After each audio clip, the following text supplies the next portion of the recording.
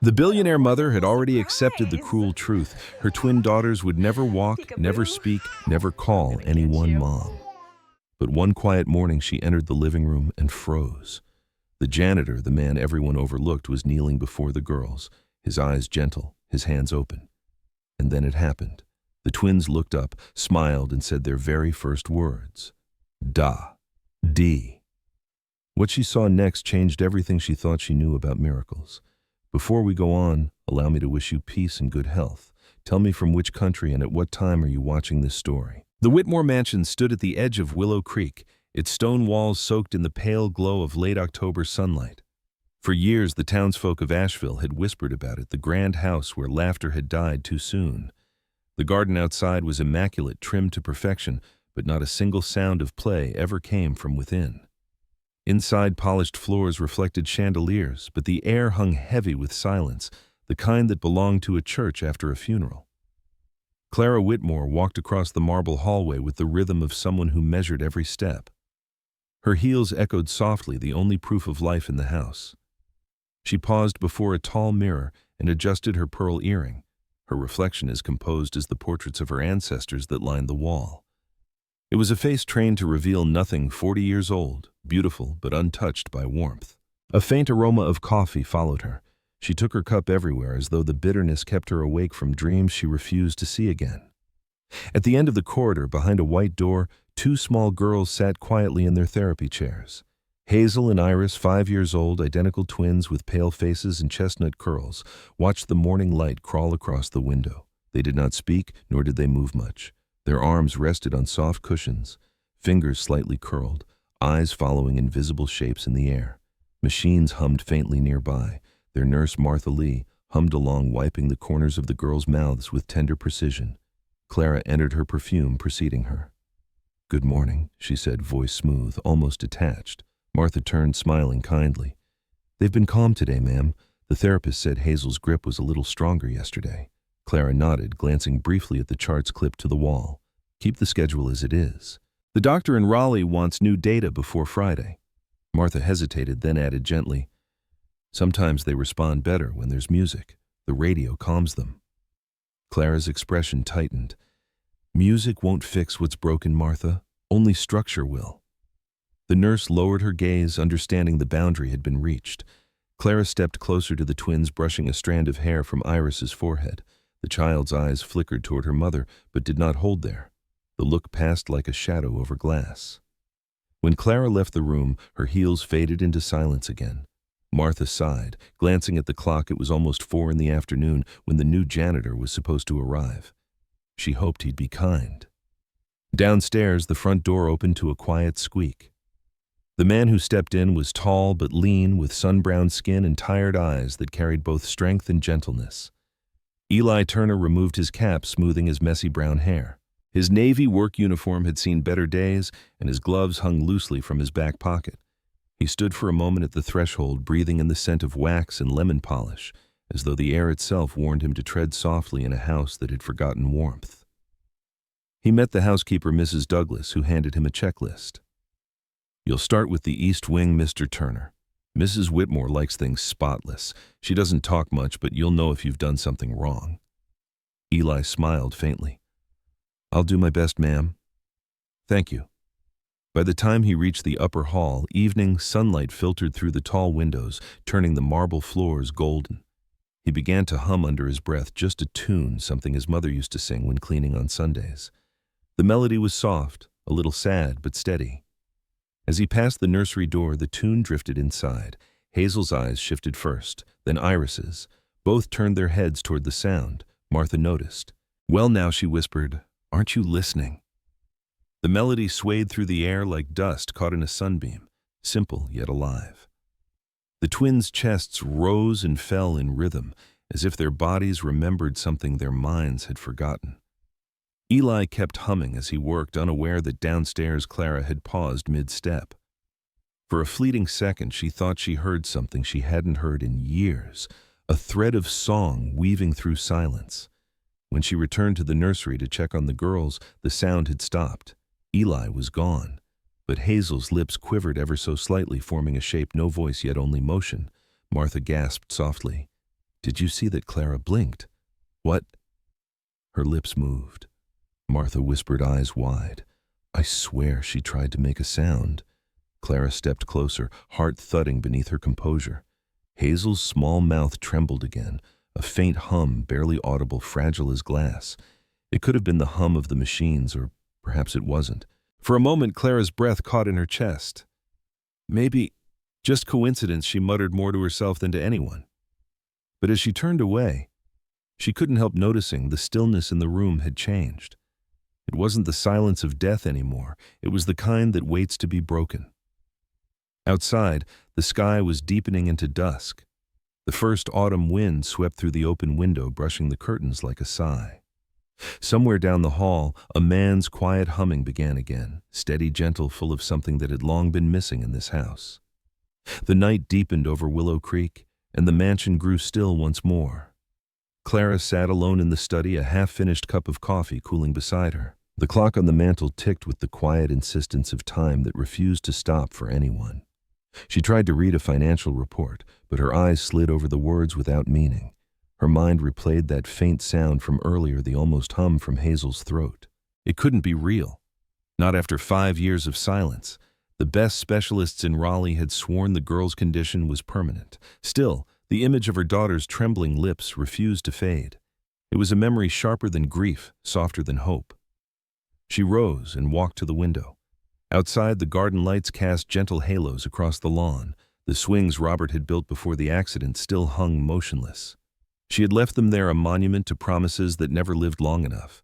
For years she had believed that control could keep her safe from loss, that disciplined schedules and perfectly folded linens could hold the world together. But silence had a way of growing into its own kind of noise. Upstairs, a dim glow spilled from the nursery. Clara climbed the staircase, her hand grazing the polished banister. She stopped outside the door, listening. Faint humming drifted from within the same tune she had heard earlier. She pushed the door open. Eli Turner knelt beside the cribs, quietly cleaning a spill on the rug. He froze when he saw her. "Evening, ma'am," he said quickly, setting his rag aside.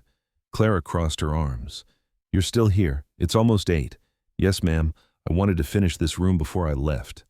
Her gaze fell to the twins. They were watching him, eyes bright in a way she hadn't seen before. "They seem awake," she murmured. Eli nodded. "Music helps. My mother used to sing while she worked. I suppose I picked it up."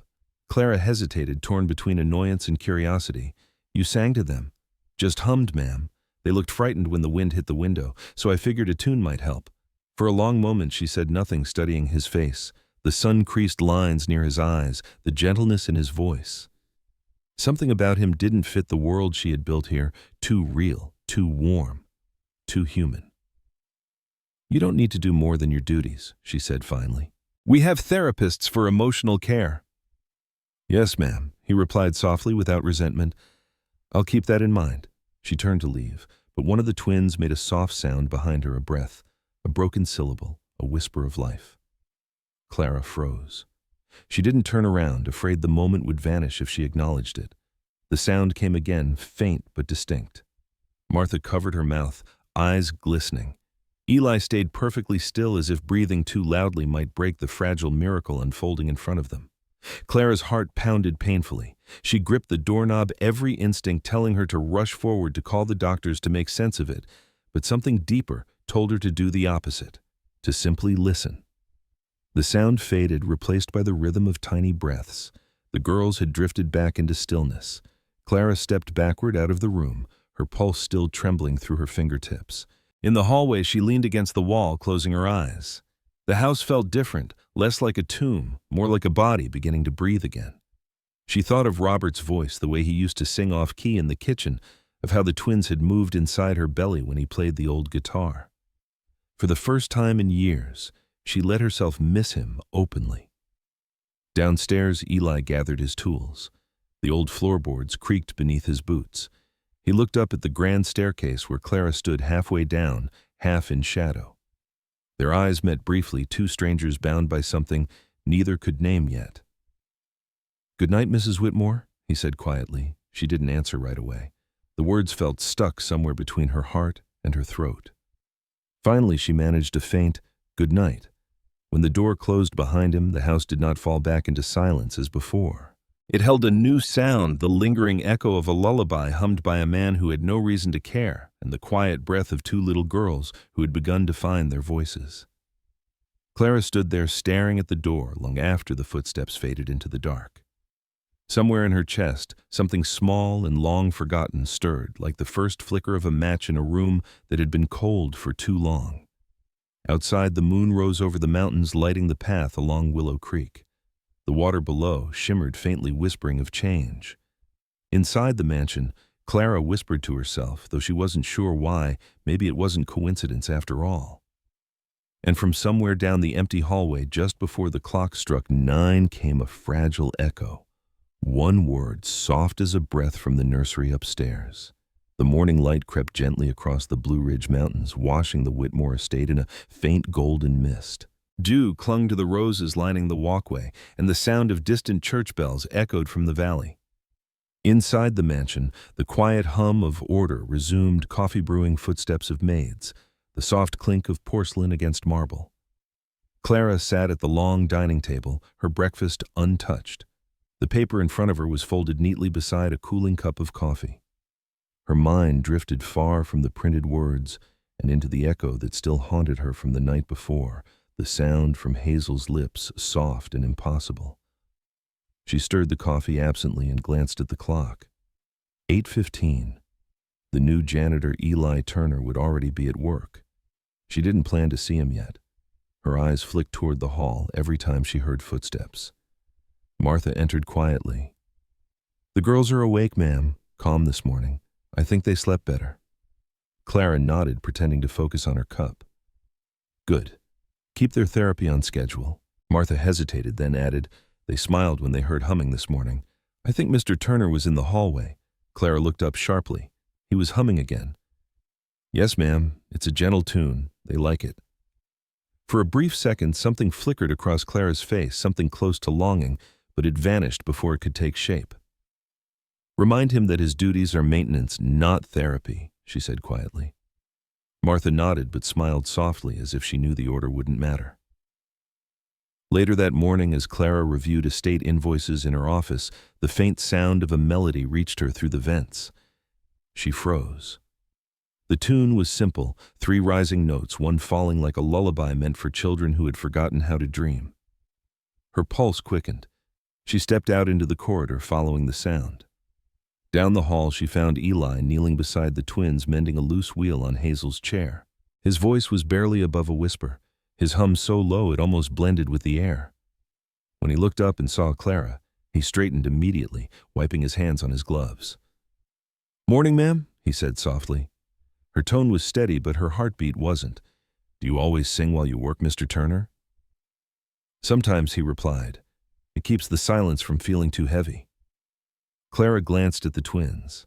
Their eyes followed him alive, focused as if tethered to his every sound. "You think that helps them?" she asked. He shrugged gently. "Maybe. Kids know kindness before they understand words." Something in his answer disarmed her. She wanted to challenge it to restore her usual distance, but couldn't. "That's a poetic answer for a janitor," she said coolly. He smiled faintly. "Poetry shows up in strange places, ma'am, even on a mop handle if you look close enough." The twins giggled, a sound so faint, Clara almost missed it.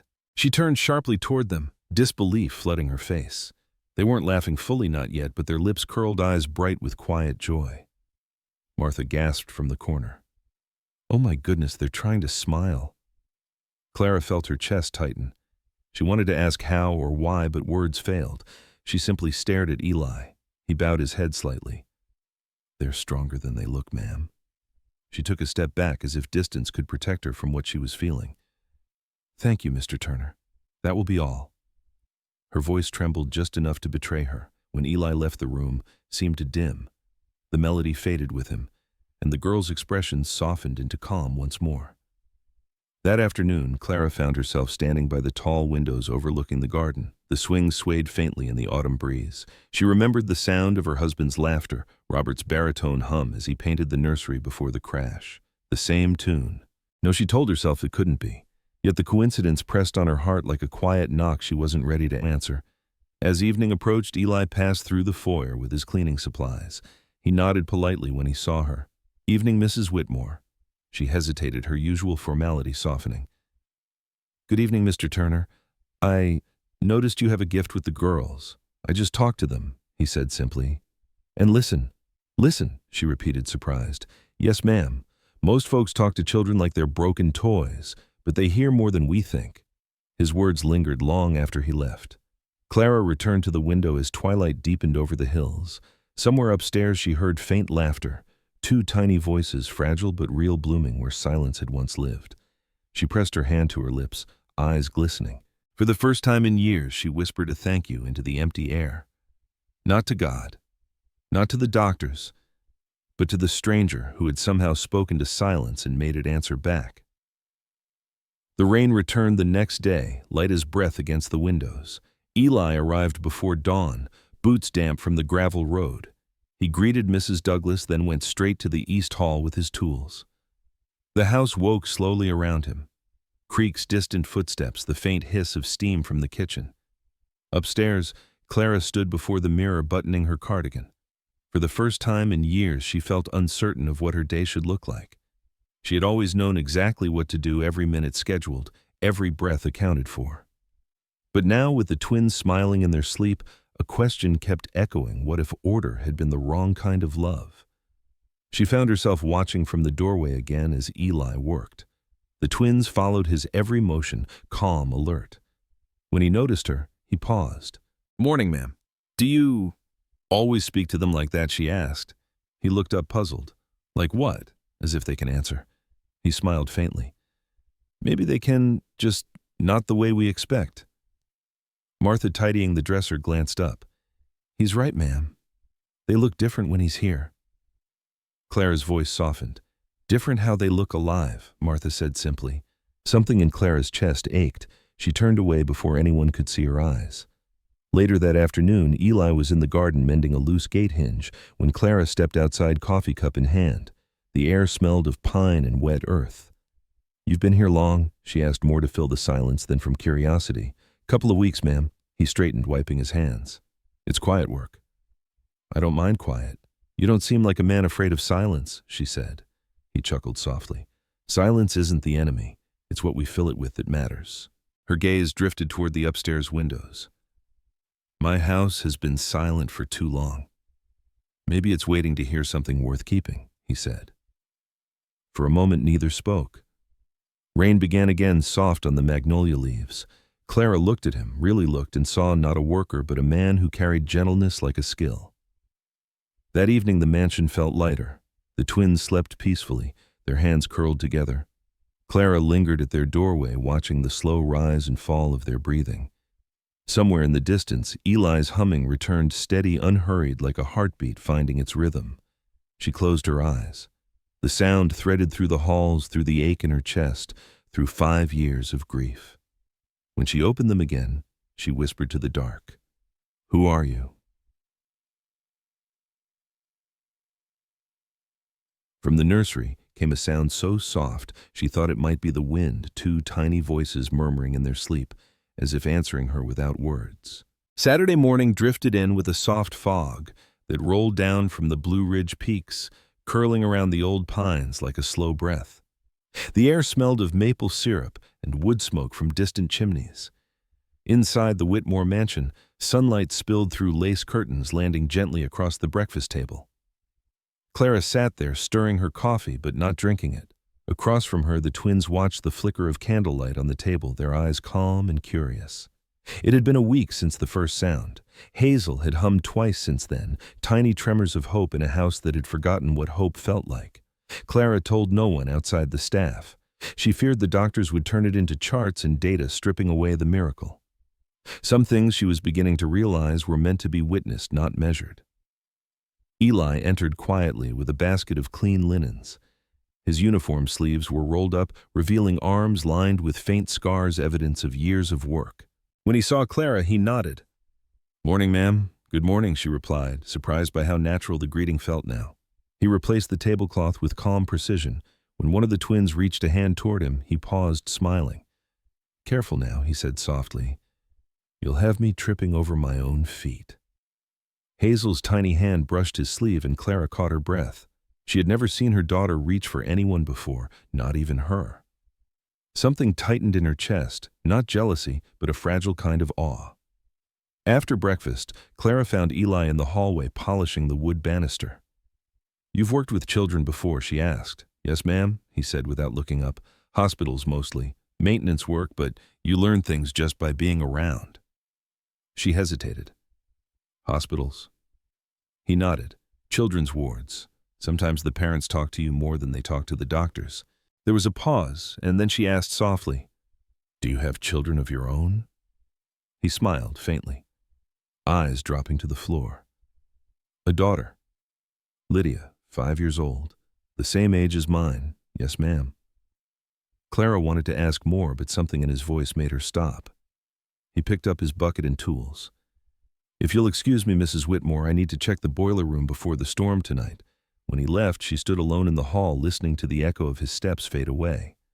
She thought about the way he had said his daughter's name, tender, careful, like it was something fragile he carried wherever he went. That afternoon, while reviewing paperwork in her study, Clara found herself unable to focus. She rose and walked down to the care room. Eli wasn't there, but on the low shelf near the window, a small notebook lay open. Inside was a child's crayon drawing, uneven but bright. A stick figure with brown hair stood beside a little girl in a wheelchair, both smiling under a yellow sun. At the bottom, in crooked handwriting, Lydia, age 5. Clara stared at it for a long time. Something about the simplicity undid her. In that moment, she saw more life in those crayon lines than in the entire mansion around her. When Eli returned, she closed the notebook quickly, but not fast enough. Their eyes met. "Found my daughter's art project, ma'am," he said gently. "I wasn't prying," she said. "I know," he replied with a small nod. "I keep it with me because she says it keeps her close." The words lingered in the air between them. Outside, thunder rolled faintly over the hills, the first promise of another storm. Clara felt something shift deep inside her, like the house itself had drawn a breath. That evening, the wind howled through the valley, shaking the windows and rattling the old beams of the house. Clara sat by the fire, staring at the photo of Robert that still stood on the mantel. His smile felt so close she could almost hear his laugh again. Somewhere in the distance, thunder rolled and then a faint knock. Eli stood at the door holding a folder. "Sorry to bother you, ma'am. I found this behind the boiler. Looked important." She opened it. Inside were old invoices, one page with Robert's handwriting, "Keep the music alive." Her throat tightened. He used to say that she whispered. Eli nodded. "Music doesn't leave, ma'am. It just waits for someone to listen again." At that moment, lightning flashed. Upstairs, the twins cried out a soft, frightened sound that froze her. Eli dropped his tools and ran up first. When Clara reached the nursery, he was already beside the girls, soothing them with that same quiet melody. Hazel reached out trembling, and Iris's lips moved as though echoing the tune. Clara knelt beside them, tears breaking loose before she could stop them. The hum filled the room, mingling with rain and thunder until even the walls seemed to breathe. When the storm passed, the girls slept peacefully. Eli stood soaked but calm. "They'll be all right," he said. Clara looked up at him through tear-blurred eyes. "Thank you," she whispered. Outside, the storm clouds drifted west, and for the first time in years, the Whitmore house didn't feel hollow. It felt alive, like someone had finally opened a window after too long. The next morning, the air hung heavy with the smell of wet leaves. The storm had passed, but its memory clung to everything. The damp floors, the bowed trees, the scent of earth rising through the open windows. The Whitmore mansion stood quiet again, though not the same kind of quiet as before. It was the silence after a heartbeat, waiting to see if life would continue. Clara stood by the nursery door, watching her daughters sleep. Their faces were calm, their fingers curled around a soft blanket. For the first time in 5 years, she didn't see stillness as absence. It was rest, renewal. Downstairs, Eli was repairing a window latch that had come loose in the storm. His hands moved with practiced patience. His sleeves rolled, the scent of soap and rain lingering on him. When he noticed Clara behind him, he smiled lightly. "Morning, ma'am. House took quite a beating last night." "It's seen worse," she said, her voice softer than usual. "But thank you for helping them." He shrugged. "They just needed someone to stay calm when the thunder hit." My little girl's the same." "You miss her," Clara said quietly. "Every day," he admitted. "She's with her grandmother till I get back on my feet. I visit when I can." Something in his tone made her chest ache. She wanted to offer comfort, but words felt clumsy. Instead, she said, "The girls respond to you. It's remarkable." Eli smiled faintly. "Sometimes love finds its way through small cracks, ma'am. You just have to let the light in." She didn't answer, but when she turned to leave, she noticed her reflection in the rain-streaked window eyes. Softer, shoulders no longer rigid. That evening, clouds began to gather again over the mountains. The weather radio crackled with warnings, but Clara didn't panic this time. She set out blankets, candles, and waited near the twins' room. When the storm finally broke, thunder shook the house like an old drum. The girls stirred, frightened. Eli arrived moments later, drenched but steady. "I came to make sure you were all right," he said. "The roads are flooding." Lightning flashed and the twins whimpered. Eli sat between their chairs, took their hands gently, and began to hum low, steady like a heartbeat. The sound wrapped around the room, soothing even the walls that groaned with the wind. Clara stood frozen by the doorway, watching as her daughter's trembling eased. Hazel's lips moved, shaping something, one sound, then another. It wasn't perfect, not even clear, but it was a voice, a small, broken word that sliced through the storm. "Mama." The world seemed to stop. Clara gasped, her hand over her mouth. Eli looked up, eyes shining in the candlelight. Hazel said it again, barely audible but real. Iris smiled, eyes bright as if she understood the miracle her sister had just made. Tears spilled down Clara's face as she knelt beside them, touching Hazel's hair. "I'm here," she whispered, voice breaking. "Mama's here." The thunder rolled again, but it no longer frightened anyone. For the first time in 5 years, the Whitmore house was filled with a sound that could never be mistaken for sorrow. It was the sound of life returning. Rain drummed on the roof through the night, but inside the nursery the air pulsed with something brighter than fear. Clara sat on the floor between her daughters, her fingers entwined with theirs. The sound of Hazel's faint "mama" still lingered in her ears, unsteady. Fragile, yet truer than any word she'd ever heard. Eli sat quietly nearby, his back to the wall, humming a soft lullaby to steady the rhythm of their breathing. The candles flickered against the old wallpaper, painting shadows that seemed to sway in time with his song. When the thunder softened, Clara turned to him. "How did you know what to do?" He looked at her, tired but calm. "You just stay. Most storms aren't meant to be fixed, they're meant to be sat through." She studied him for a long moment. "You've lost someone too, haven't you?" His jaw tensed. "My wife, years ago. Lydia was a baby then. I'm sorry." He nodded, eyes distant. "I used to think the world ended the night she died. But kids, they keep asking for life even when you've given up on it." Clara swallowed hard. "That's what Hazel just did," she whispered. She asked for life again. They fell silent, listening to the rain fade to a mist. The twins slept, their small chests rising and falling like gentle tides. By dawn, the storm had passed. Eli gathered his tools, preparing to leave. Clara followed him to the front hall. "You don't have to come in tomorrow," she said softly. "You've done more than enough." He smiled faintly. "I'll be here anyway. The roof needs patching." She hesitated, then added, "Eli." "Thank you." He tipped his cap. "Ma'am, you don't need to thank me. You just needed someone to listen." As he stepped out into the mist, Clara stood watching through the glass door. The light outside was pale and new. Inside, the house breathed with her, quiet, alive and awake. When she went upstairs, the twins stirred. Hazel's lips moved once more, forming the same tiny word, this time steadier. "Mama." Clara smiled through her tears and whispered, "Yes, darling, I hear you."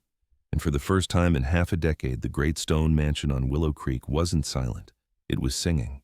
The storm had left the world rinsed clean. Sunlight spilled through the curtains in warm stripes, and the air smelled of pine and wet soil. The Whitmore mansion, for so long sealed in silence, felt softer that morning, as if the very walls were breathing again. Clara woke early, not to the sound of her alarm or the creak of footsteps, but to laughter. Faint light, unsteady like the sound of a small bird testing its wings. She rushed down the hall and found Hazel and Iris, awake faces turned toward the open window, watching the light flicker through the raindrops. Martha was beside them, tears shining in her eyes. They've been smiling since dawn, she whispered. I think they were waiting for you. Clara knelt down, touching her daughter's cheeks. Good morning, my loves, she said softly. Hazel's eyes met hers, and for the first time Clara saw recognition pure and alive. It wasn't speech yet, but it was something just as powerful. Later in the kitchen, the smell of fresh coffee mingled with butter and toast. Clara stood by the counter as Eli entered through the back door, still damp from the morning mist. Roof's holding, he said with a small grin. No leaks this time. She smiled faintly. That's good to hear. Then after a pause, they said your song helped calm them. He shrugged. Music does that. Makes you feel like you're not alone. Clara poured him a cup of coffee, surprising both of them. You take sugar one, he said, hesitant. She stirred it herself and slid the cup toward him. For a long moment, they stood in the quiet rhythm of the kitchen, the ticking clock, the birds outside, the faint murmur of the twins upstairs. The silence between them no longer felt like a wall. Eli glanced around, noticing the old guitar case leaning against the pantry door. You play? She followed his gaze, surprised. That was Robert's.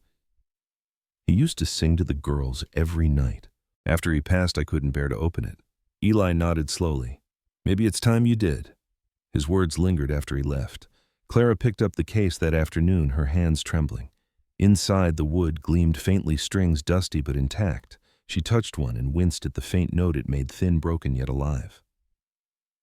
That night when the twins stirred before bed, Clara sat beside them and held the guitar. You used to love this, she whispered. She strummed once softly, and the sound vibrated through the quiet like a heartbeat remembered. The girls watched still and wide-eyed. Downstairs, Eli paused mid-step when he heard it. A smile crept across his face. The house at last was beginning to remember its own song. That evening, the sun sank slowly behind the hills, turning the sky over Willow Creek into a watercolor of gold and violet. The air outside was still damp, carrying the faint scent of rain and cedar. Inside the mansion, lamps glowed warm across the hallway, throwing soft light on the framed photos that lined the walls, faces of people who once filled the house with laughter. Clara stood by the window holding a photo of Robert and the girls taken just months before the accident. She had always looked away from it, afraid of the weight it carried. But now she saw something she hadn't noticed before, the way Robert had leaned toward the twins, the ease of love that needed no words. It wasn't pain she felt this time. It was gratitude. There was a soft knock. Eli stood at the door, hat in hand, cleaner's uniform still damp at the cuffs. Evening, ma'am. I just wanted to check the window upstairs. Wind knocked it loose again. She smiled gently. Of course. Come in.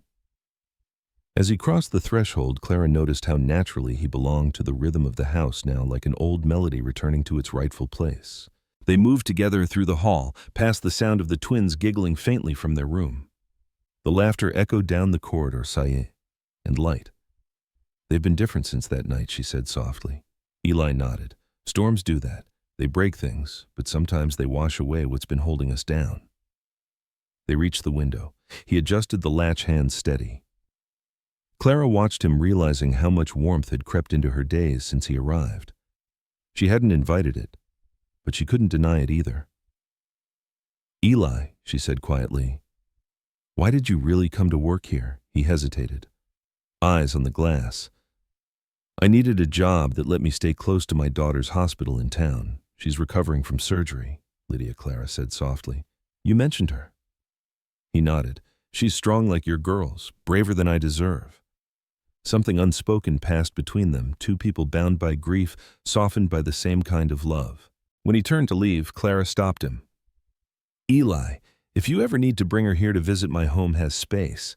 And maybe my girls could use a friend. He looked at her, taken aback. His voice came low, steady. That's mighty kind of you, ma'am. It's not kindness, she said, smiling faintly. It's understanding. He tipped his cap. Then I'll take it as both. When he left, Clara lingered by the window, watching his figure fade into the soft twilight. She could still hear his humming faintly from the driveway, gentle, patient, full of life. Upstairs, Hazel stirred in her sleep, and Iris mumbled something that sounded almost like the hum's echo. The house breathed again, the night calm and tender. For the first time since Robert's death, Clara whispered a prayer, not of sorrow, but of thanks. The morning after the storm had become something she hadn't known she needed, a beginning. The next morning dawned cool and clear. a soft fog rolling over the lawns of Willow Creek. Clara walked through the garden barefoot dew, soaking into her slippers. She hadn't done that in years, just to feel the earth again. The roses along the fence were blooming small, but stubborn, the way Robert used to say, "Life always finds its way back." After breakfast, Martha brought in a small box she'd found while cleaning the attic. "Thought you might want to look at this, Mrs. Whitmore." It was tucked behind an old trunk. Inside was a notebook worn leather the color of autumn bark. Clara froze the moment she touched it. She knew that handwriting anywhere Robert's. Her pulse quickened as she opened to the first page. "Songs for Hazel and Iris," it read in careful cursive. Beneath the title, a list of lullabies. Some she remembered, others unfamiliar. As she flipped through, a folded sheet fell out. It was dated the week before the accident. The ink had faded, but his words were still clear. "If they ever forget my voice, remind them that love can still reach them through music. It never dies. It only changes hands." Her fingers trembled. She hadn't realized she was crying until a tear darkened the paper. Later that afternoon, she found Eli in the West Hall repairing a loose door hinge. "Eli," she said softly, holding up the notebook. "You should see this." He wiped his hands on a rag and stepped closer, cautious. "Is that your husband's?" She nodded. "He wrote these songs for the girls." And this, she showed him the letter. "It sounds like he knew they'd need help finding their voices again." Eli's eyes softened as he read. He must have loved them mighty deeply. Clara smiled faintly. "He did. And somehow, I think you brought his words back into this house." He shook his head.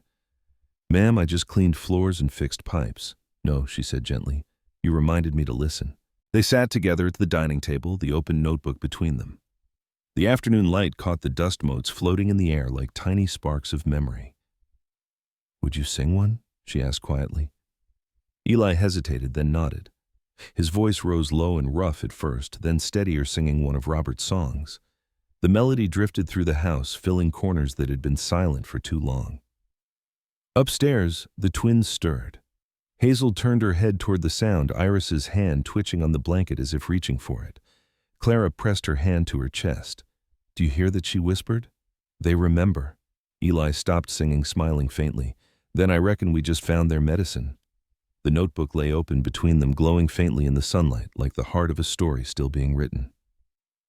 That evening, the house felt unusually still, as if it too were waiting for something. The notebook lay open on Clara's piano, the inked words glowing faintly in the amber light.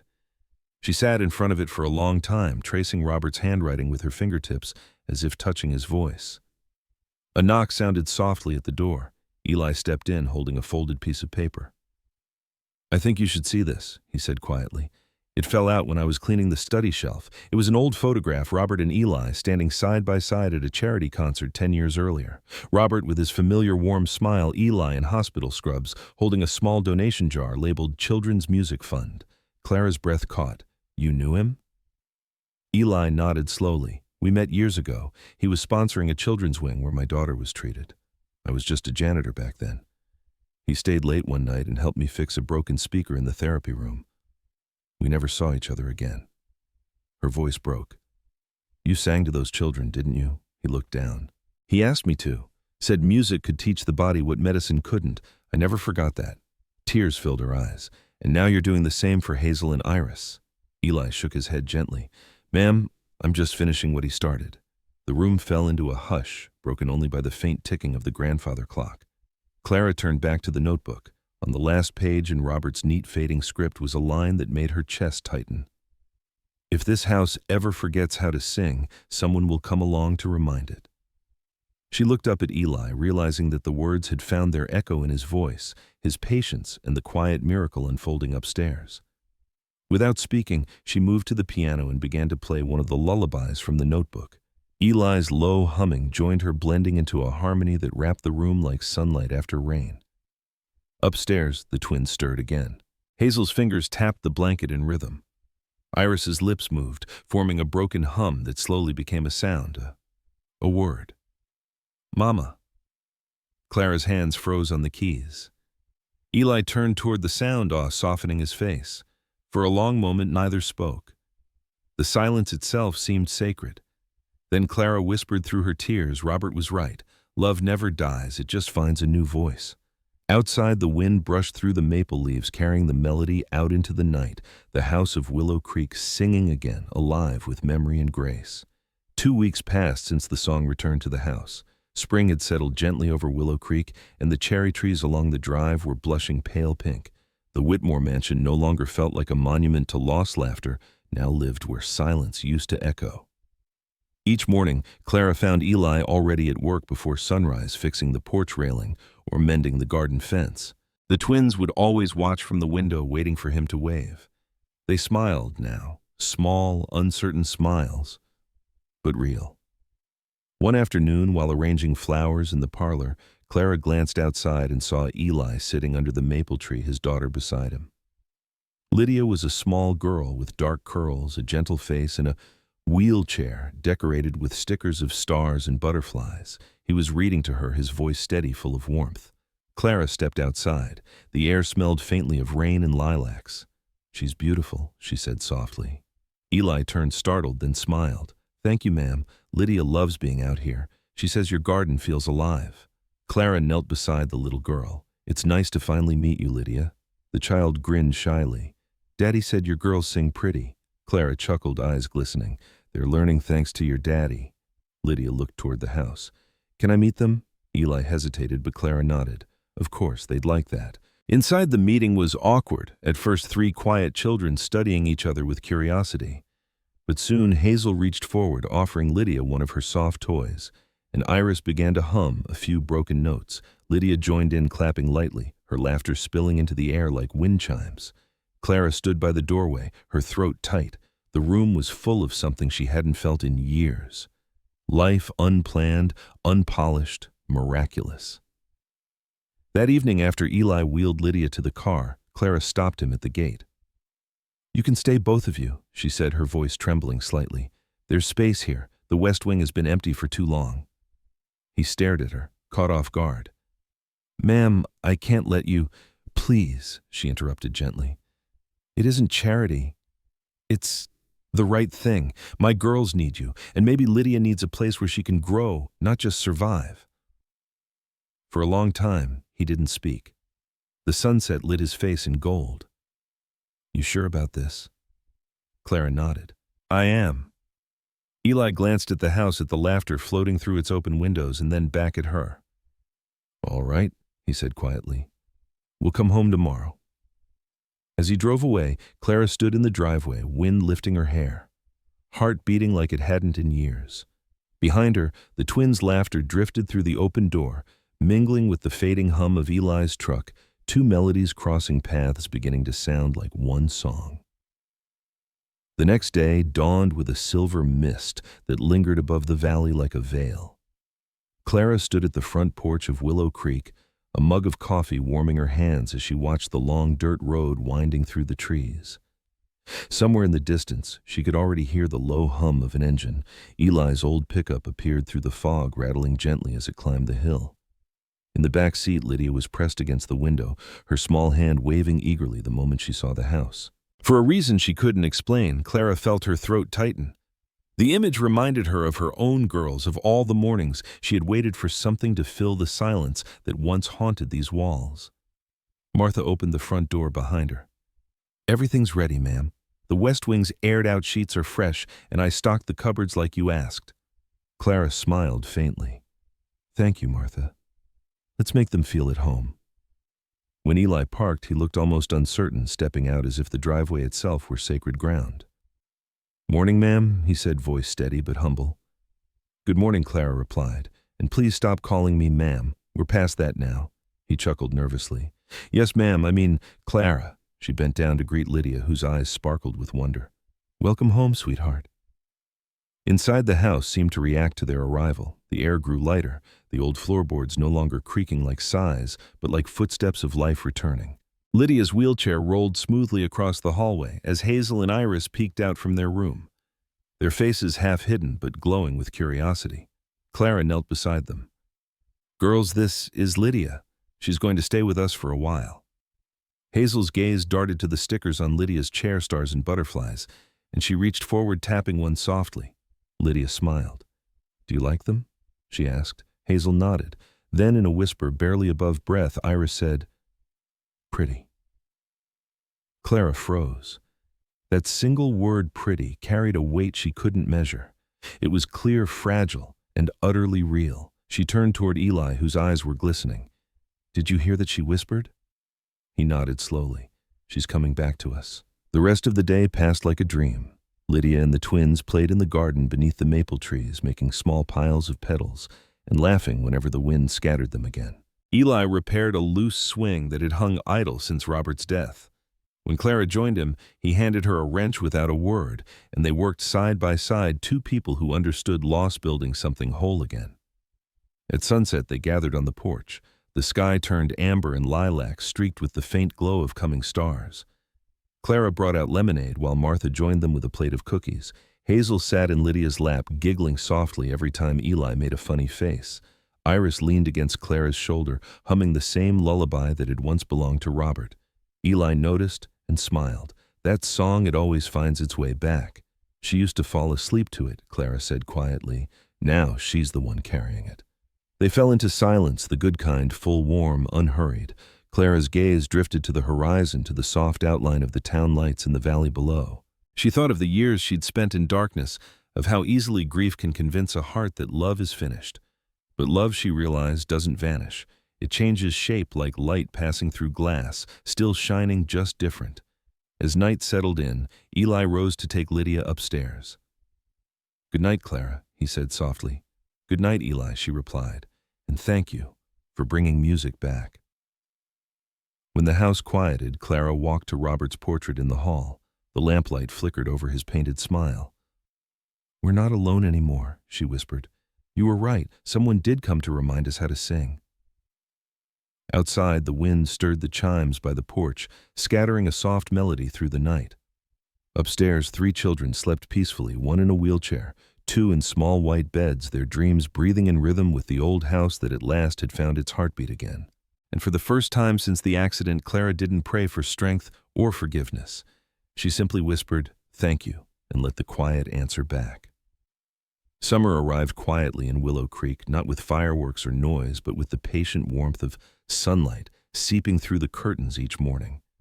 The air smelled of honeysuckle, wet grass, and the distant hum of cicadas. Every corner of the Whitmore mansion, once a monument to grief, now seemed to exhale life again. Clara rose early, her bare feet brushing the cool wooden floor. For years she had woken to silence so thick it felt like another presence in the house. But now there was laughter, soft, uneven, sometimes interrupted by squeals, the kind of laughter that doesn't care if the world hears. Downstairs, the sound of sizzling batter filled the kitchen. Eli stood over the stove in his rolled-up sleeves, wearing an apron much too small for him and with faded yellow flowers that Martha must have dug out of an old drawer. His hair was slightly damp, his expression concentrated as he flipped a pancake that landed imperfectly half over the edge of the pan. Lydia clapped her hands, giggling. "Daddy, that one looks like Texas." Eli chuckled, shaking his head. "Guess we'll call it the Lone Star Breakfast." Clara stood in the doorway, smiling. "Well, it's a fitting name for a house full of survivors." Eli turned his face, lighting up. "Morning, Clara. You're just in time. Lydia's judging my cooking again. I'm an honest critic," the little girl declared, grinning. The twins sat at the table, their hair tangled from sleep. Hazel tapped a spoon against her cup, humming softly. Iris watched Lydia curiously, then tried to mimic her laughter. The sound came out awkward but beautiful, a broken melody finding its rhythm again. Clara took her seat beside them, helping pour the syrup. The moment felt like a painting. She didn't want to disturb a snapshot of peace she'd once thought impossible. Eli set a plate in front of her. "Careful, the Texas one might be a little crispy." She smiled. "Then I'll take that one." I always did like a little edge. They ate together, a mismatched group stitched together by love loss and quiet miracles. When Hazel suddenly said, "More," her voice clear and deliberate, the entire table froze. For a heartbeat, there was only the sound of the clock ticking above the mantel. Then Eli's eyes lifted to meet Clara's. "You heard that right?" Clara's hand flew to her mouth. "I did." Hazel tapped the plate again, her face alight with pride. "More," she said louder. Tears welled in Clara's eyes as she laughed. "You can have all the pancakes in the world, my love." Even Martha came to the doorway, her apron still dusted with flour, whispering, "Lord bless her heart." The moment lingered like sunlight caught in glass, fragile but eternal. Later that day, Clara watched from the porch as the children played beneath the old maple tree. Lydia's wheelchair was parked in the shade, her laughter carrying on the wind as Hazel and Iris ran, or rather stumbled across the grass trying to catch petals that fell from the branches. It was a small miracle seeing them on their feet at all. Eli stood nearby, hammering gently at the porch railing, pretending not to watch them too closely. "They look happy," Clara said softly, joining him. He nodded, eyes still on the children. "They are." "And so are you." She hesitated, following his gaze. "Do you really think so?" "I do," he said. "You just don't notice it yet." For a while they stood in silence, the kind of silence that no longer hurt. Then Eli added, "When I first came here, I thought this house was just a job. Now, I think it's a second chance, for all of us." Clara's throat tightened. "You gave us that chance, Eli." He smiled gently. "No, Clara, you just needed someone to remind you where the light switch was." As the afternoon waned, Lydia wheeled herself toward the porch. "Daddy, play the song," she called. Eli grinned, wiping his hands. "You heard the boss." He brought out the old guitar, Robert's guitar, its wood newly polished strings gleaming in the sun. He strummed softly, and the melody drifted through the yard, the same lullaby that had once healed a broken night. Clara closed her eyes, letting the notes wash over her. For the first time, she didn't hear loss in the music, she heard continuation. Hazel and Iris began to hum along, their voices thin but steady, and Lydia clapped in rhythm. The sound wove through the air like a promise, fragile, imperfect, and utterly human. When the song ended, Eli looked at Clara. "You know," he said, "voice-low music isn't just for remembering the dead. It's for reminding the living why they're still here." Clara smiled, her eyes glistening. "Then, play it again," he did. And this time she sang with him. Her voice trembled at first, but grew stronger with every note until even the walls seemed to vibrate with something ancient and forgiving. From the open windows, the sound spilled into every corridor, reaching rooms that had known too much silence, waking echoes that had waited for years to be found again. When the last chord faded, the whole world felt softer, lighter, as if grief itself had exhaled. That night, Willow Creek was wrapped in quiet silver light. The storm of years past had given way to a sky so clear that the stars looked close enough to touch. Clara stood by the window in her room, gazing across the lawn where the garden lights flickered like candles left by invisible hands. The laughter of the children had long faded into dreams, and the soft creak of Eli's rocking chair echoed faintly from the porch. For the first time since Robert's death, she didn't feel haunted by silence. It no longer pressed on her chest or crept through the halls. Instead, silence now carried warmth, the gentle breathing of a house that had learned how to rest. She walked to her dresser where Robert's notebook lay open. The pages fluttered in the breeze, stopping at one she hadn't read before. The ink had smudged slightly with time, but his handwriting was still unmistakable. "If love is real, it will find a way to sing again, even if the voice that carries it changes. Don't close the doors, Clara. Let the music find you."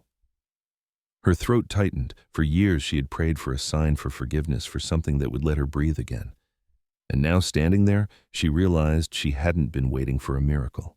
The miracle had already come quietly, humbly, in the shape of a janitor and his daughter. Downstairs, she found Eli sitting on the porch, his guitar resting across his knees, the air around him humming softly with the last echoes of a tune. He looked up when she stepped outside. "Can't sleep?" he asked. She shook her head, smiling faintly. "I don't think I need to. The house is doing the dreaming for me tonight." He chuckled under his breath. "That's a first." For a moment neither spoke. The night wrapped around them like a blanket full of crickets and the low rustle of the trees. Then Clara sat beside him. "There's something I've been meaning to tell you," she began. Eli tilted his head, waiting. "I used to think I could fix everything with control, with money order and silence. But I was wrong. The girls didn't need perfection. They needed presence. And her voice trembled, I needed someone to remind me that love isn't buried with the dead." Eli looked down at his hands, calloused and scarred, the hands of a man who'd carried more than tools all his life. "You gave that love back, Clara. You just forgot how to hold it for a while." She smiled. Maybe, but I think you were meant to remind me. He strummed a soft chord, letting it fade into the stillness. I'm just glad the music found its way back here. My little girl calls this place the house that sings. She says even the windows sound happy. Clara laughed quietly. She's not wrong. They sat in silence for a while longer, watching the faint glow from the upstairs windows. Inside, the twins slept side by side, their hands loosely clasped together. Lydia was curled up in a small bed nearby, her favorite stuffed bear tucked under her arm. Eli's gaze softened. You know, when my wife passed, I didn't think I could ever raise Lydia right. Every night I'd sit by her bed and just apologize for not being enough, for not saving her mother. But she never stopped looking at me like I was home. Clara turned toward him, her eyes wet but steady. Maybe that's what love does. It stays even when it has every reason to leave. He nodded slowly. And maybe redemption isn't something you earn. Maybe it's something you accept when someone offers it without asking. The porch light flickered softly and a breeze drifted through the maple branches, carrying the faint scent of summer rain. Clara reached out her fingers, brushing the worn wood of the guitar. Play one more song, she whispered. Eli hesitated, then nodded. He began to play Robert's lullaby, the one that had first broken the silence months ago. His voice was low, rough around the edges, but every note carried truth. Clara joined in her harmony, faint but sure, blending like two streams finding the same river. The song flowed through the night, through the open windows across the garden, and up into the stars. In the nursery, Hazel stirred and murmured, "Mama." Beside her, Iris whispered, "Sing." And from across the room, Lydia's sleepy voice answered, "Always." When the final chord faded, Clara looked at Eli, tears glistening on her cheeks. "Thank you," she said softly, "for giving us back our voices." He smiled, the kind of smile that carried years of both pain and peace. "You don't owe me thanks, Clara. You just needed to remember that love doesn't die. It just changes homes." The words lingered in the air, gentle and eternal. As dawn began to bloom over the hills, painting the horizon in gold, the old house stood tall and quiet. But inside, it was no longer a house of ghosts. It was a house of beginnings. Hazel and Iris would wake soon, their small voices chasing sunlight through the hallways. Lydia would wheel into the kitchen, laughing about pancakes shaped like states. Eli would hum as he poured the morning coffee. And Clara, for the first time in 5 long years, would hum along. Because love had never left. It had only been waiting for someone brave enough to listen. And so the house that once mourned in silence sang again. Sometimes healing doesn't arrive with fireworks or grand gestures. It comes quietly in a soft hum beneath the breath of a morning breeze, in the sound of children laughing after years of silence, in the way sunlight filters through old curtains and paints the room golden again. At Willow Creek, the mansion that once mourned in shadows now wakes each day to the music of life. Hazel's gentle words, Iris's laughter, Lydia's bright voice, and the low, steady tune of a man who never gave up on love. Clara, who once feared her heart had turned to stone, learned that love doesn't vanish when life changes, it simply finds a new home. When you think about it, redemption often begins in the smallest of places. A shared meal at the kitchen table, a helping hand on a tired day. A song hummed between two souls who thought they had nothing left to give. Love, when offered freely, can mend what years of sorrow could not. Like the porch light that glows each night outside an old country home, quiet acts of kindness can guide even the loneliest traveler back to where they belong. And perhaps that's the greatest truth this story leaves us. Love has no expiration date. Every act of compassion carries the power to rewrite someone's fate. Happiness doesn't come from perfection. It comes from people who stay, even when it's hard. So, dear friends, as you sit tonight by your favorite window, maybe with a cup of coffee cooling beside you, or an old record spinning slow and steady, take a moment to remember someone out there might need your song. One small gesture, one gentle word, one open door could be the melody that helps another heart begin again. Because love in its quietest form is still the strongest music of all. It doesn't need applause, only someone willing to listen. If this story warmed your heart, press 1 in the comments below. If you think there's something we could tell better next time, gently tap 0. Your voice helps this little circle of stories grow. And if this tale of second chances and newfound family touched you in some way, I invite you to stay. Listen, share, and keep this light alive. After all, somewhere out there tonight, another house is waiting to sing again. Good night, my friends. May peace find you where you are.